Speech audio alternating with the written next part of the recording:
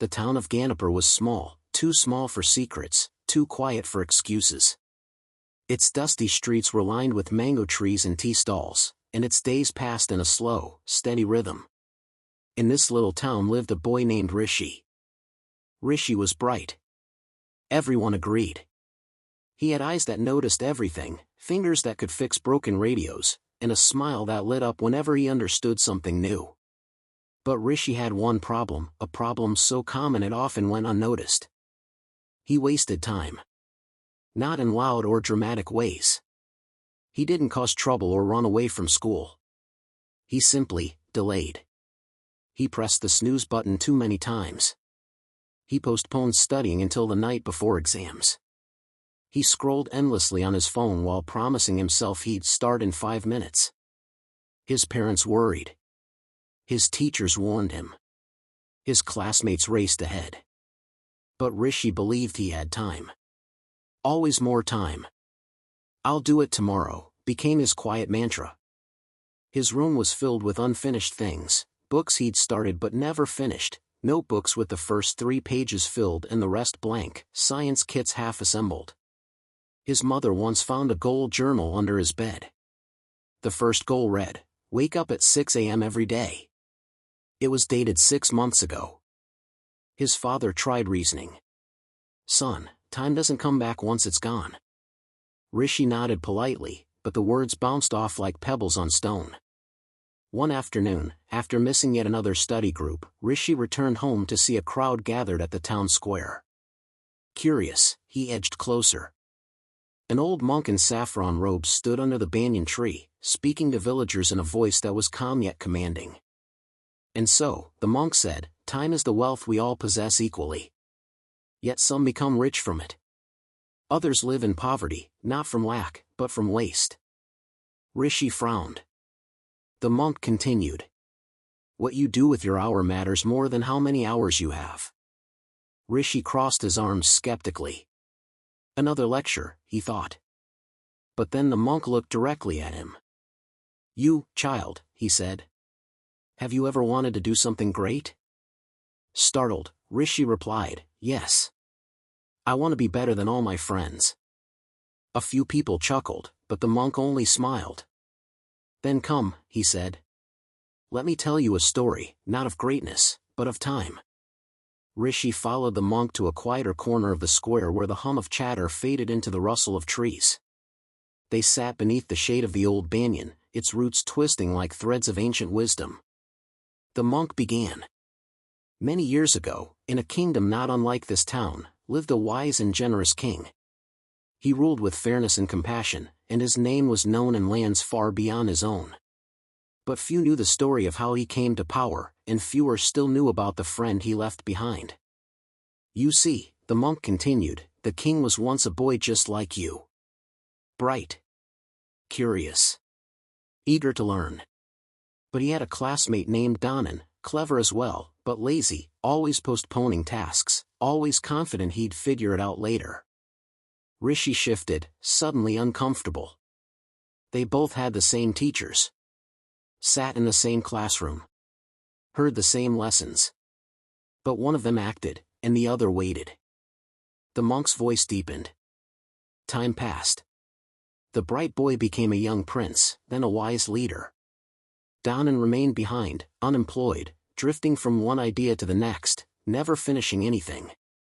One day, the monk said, the king summoned Danan to the palace. He remembered his old friend and wanted to help him. He offered a chance, one last opportunity. Rishi leaned in. The king said, "From now until sunset, walk through the royal treasury. Take whatever you can carry out before the sun disappears. No guards will stop you. No one will question you." Danan's eyes lit up with greed. He bowed, thanked the king, and rushed toward the golden hall. But then he paused. "It's still early," he thought. "I'll eat lunch first." The monk's eyes narrowed. After lunch, he felt drowsy. A short nap, he reasoned. Then I'll collect more with a clear head. So he slept. And when he woke, the sun was lower than he expected. Rishi's mouth went dry. Panicking, he ran to the treasury. He grabbed what he could, but just as he reached the gates, the sun dipped below the horizon. Soldiers closed the doors. His chance was gone. The monk looked directly at Rishi. And the king said nothing. He had given a gift. But it was Danan who had wasted it. Silence hung between them like a weight. Rishi stared at the dirt. He thought he had time, he murmured. The monk nodded. As do most people. Until they don't. That night, Rishi couldn't sleep. He lay in bed staring at the ceiling, the monk's words looping in his mind like a song stuck on repeat. It was Danan who had wasted it. The image of the man sprinting toward the treasure hall, too late, too breathless, haunted him.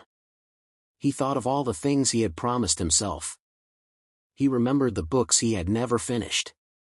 The goals he had never chased. The time he had let slip through his fingers like sand, telling himself he would catch it later. Later.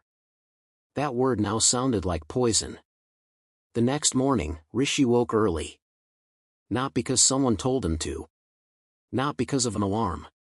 But because he wanted to see the sunrise. He sat on the porch as golden light spilled over the rooftops, and for the first time in years, he felt the shape of time. It was precious. It was moving. And it would not wait. He walked to the temple courtyard, hoping the monk was still there. The villagers had gathered again, but this time, Rishi didn't watch from the sidelines. He approached the monk directly. I want to change, Rishi said, voice low but clear. The monk smiled gently. Then begin. I don't know how, Rishi admitted. Every time I try, I fail. I get lazy again. The monk handed him a small notebook. You cannot control the wind, he said, but you can adjust your sails. Inside the notebook was a quote on the first page. Discipline is the bridge between intention and result. Use this to track your minutes, the monk said. Not just your hours. Your minutes. Rishi nodded. He went home and cleared his desk. He made a schedule, not perfect, but honest. He promised himself not to aim for grand success overnight, but to build consistency like bricks, one at a time. He started with 30 minutes of study each morning. Then an hour. Then more. He set phone limits. He used timers. He told his friends, I'll play after I finish this. And sometimes, he still slipped. But each time, he got up faster. And slowly, things changed. His teachers began to smile again when they saw his name on assignments. His parents, though careful not to get too hopeful too quickly, began to speak of his future with quiet confidence. Rishi didn't feel brilliant. He felt responsible. And that was new. By the end of the term, something remarkable happened. Rishi's name, once absent from the top ranks, appeared near the top of the results board. His classmates stared, some with surprise, some with admiration. How did you do it? One of them asked during lunch. Rishi smiled, not with pride, but with clarity. I stopped waiting, he said simply. He had stopped chasing perfection and started chasing progress. He treated every day as if it mattered. He began each morning reviewing what he had accomplished the day before, not to criticize himself, but to stay aware. He realized that when he respected his minutes, his hours started working for him. Word of his transformation spread. Younger students began asking him for tips. He showed them how to build daily routines, how to keep a time journal, and how to forgive themselves when they slipped, but not to forget the lesson. Rishi didn't become arrogant. If anything, he became quieter. More focused. He still played games, but never before his work was done. He still had lazy thoughts, but now he watched them pass like clouds, not storms. He visited the monk again before he left town. You taught me how to save my future, Rishi said. The monk looked at him, pleased but firm. No, he replied. You saved it by deciding to begin. Time is still tricky, Rishi admitted. Some days I still waste it. The monk nodded. That's because time is not a straight line. It's a mirror. It reflects how much you value yourself. Rishi blinked. So, it's not really about time? It never was, the monk said. It's about awareness. Time is only lost when you live unaware. They sat in silence for a while. Birds chirped in the trees. Wind rustled through prayer flags. Before Rishi left, the monk handed him a final piece of advice, written on a worn slip of paper. You don't need more time. You need to use the time you already have differently. Years passed like falling leaves, quiet, unnoticed, and constant. Rishi grew. Not just in age, but in awareness. He went on to complete his studies with honors, not because he was the smartest, but because he understood something most others didn't. Time is not a race, it's a rhythm. He didn't chase success. He prepared for it. And in return, it came, slowly, steadily, with substance. After college, Rishi returned to Ganapur, not as the lazy boy everyone once knew, but as a teacher invited to speak at the same school where he used to fall asleep at his desk.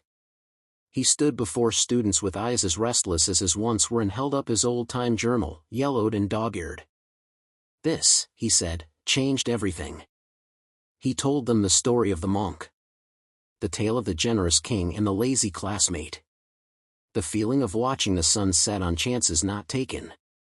And then he told them the truth: you already have everything you need to succeed. You don't need more talent, more luck, more time. You need to use what you have differently. The students were quiet, not out of boredom, but out of recognition. Rishi continued speaking in schools, colleges, even community centers. But he never tried to be a guru. He simply shared what he wished someone had told him sooner. That every moment you waste is a moment you could have used to become someone better. He told stories. He listened. He helped others build time journals of their own. One afternoon, after a session at a nearby village, a young boy lingered behind. He was shy. Fidgety. His notebook was blank. I'm like how you used to be, the boy said. I waste time. I don't even know why. Rishi smiled gently. Then you're in the perfect place, he said. Because the first step isn't being perfect. It's noticing. And you just did. He handed the boy a page from his own notebook. On it, in clean handwriting, were 4 words. Time does not return. The boy folded it carefully, like a treasure. That evening, Rishi returned home and stood at the very same tree where the monk had once spoken to him. The tree had grown taller. So had he. He closed his eyes and remembered the lesson that never left him. You cannot hold time. But you can honor it. And in doing so, you honor yourself.